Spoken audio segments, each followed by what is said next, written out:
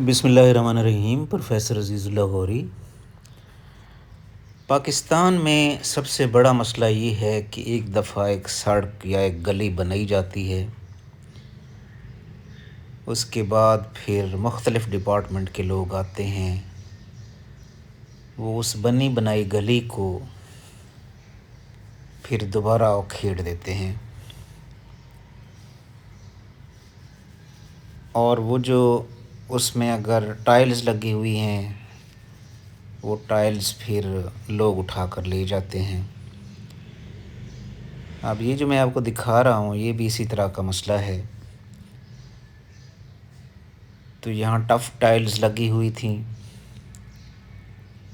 اس کے بعد gas department کے لوگ آئے، انہوں نے پائپ ڈالنا تھا، انہوں نے بنی بنائی گلی کو توڑا اور ٹف ٹائلز جو ہیں نکال دی، اس میں پھر پائپ ڈال دیا گیس کا۔ اب یہ جو ٹف ٹائلز رکھی ہوئی ہیں یہ پھر آہستہ آہستہ لوگ اٹھا کے لے جائیں گے، بلکہ یہاں پہ ایسے گروپ بھی ہیں کہ وہ گدھا گاڑی یا ریڑھی پر آتے ہیں اور یہ ٹف ٹائلز اٹھا کر لے جاتے ہیں، اور وہ جو گلی کی خوبصورتی ہے اس کا بھی بیڑا غرق ہو جاتا ہے۔ اب ایک خوبصورت گلی بنی ہوئی تھی، اس گلی کو توڑا، ٹف ٹائلز کو اکھیڑا اور اس میں پھر گیس کا پائپ ڈال دیا۔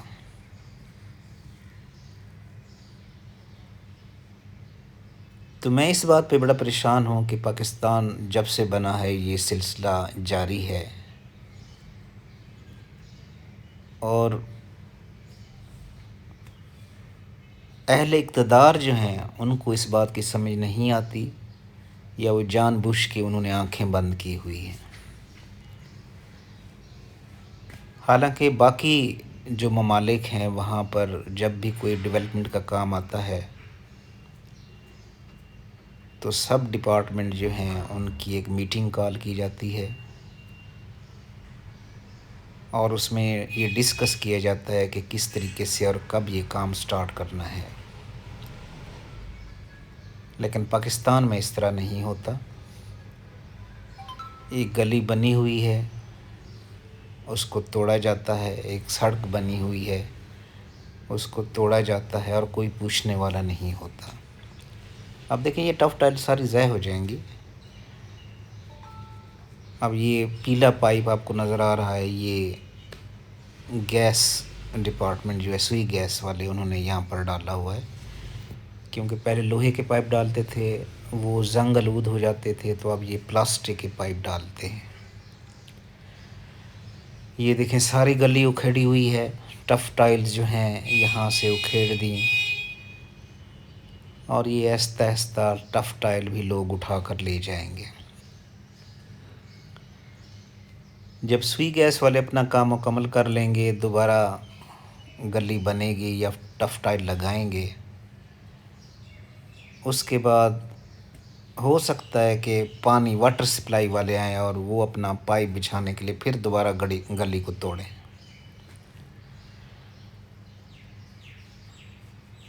اور پھر جب واٹر سپلائی والے اپنا پائپ ڈالیں گے پھر گلی دوبارہ بنے گی، پھر پی ٹی سی ایل والے آ کے فائبر گلاس کے نام پر وہ پھر اس کو توڑیں گے اور پھر اپنا اس میں کیبل ڈالیں گے۔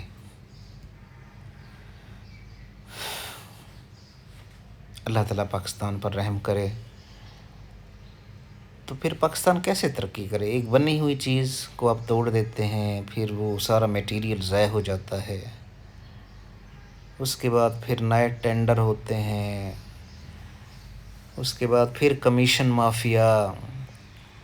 کل مجھے ایک دوست بتا رہا تھا، وہ ٹھیکیداری بھی کرتا رہا ہے، تو وہ دوست بتا رہا تھا کہ چھوٹے لیول سے لے کے بڑے لیول تک، یعنی کلرک سے اور ایس ڈی او سے لے کے ایکسین تک جو ہے کمیشن چلتا ہے، اور ہر ایک کا اپنا اپنا حصہ ہوتا ہے. اور کمیشن مافیا جو ہے وہ چاہتا ہے کہ اس طرح گلیاں ٹوٹتی رہیں، ٹینڈر ہوتے رہیں اور ان کی روزی جو ہے وہ لگی رہے. تو ان حالات میں ہم پاکستان کی بہتری کیسے کر سکتے ہیں؟ بڑا دکھ ہوتا ہے. پاکستان غریب ملک ہے. IMF سے ہم لوگ قرضے لیتے ہیں، ڈیولپمنٹ کے نام پر ہم ٹھیکے دیتے ہیں اور پھر اس کا حشر یہی ہوتا ہے. اللہ تعالیٰ پاکستان کا حامی اور ناصر ہو. Please subscribe my YouTube channel. Thanks a lot.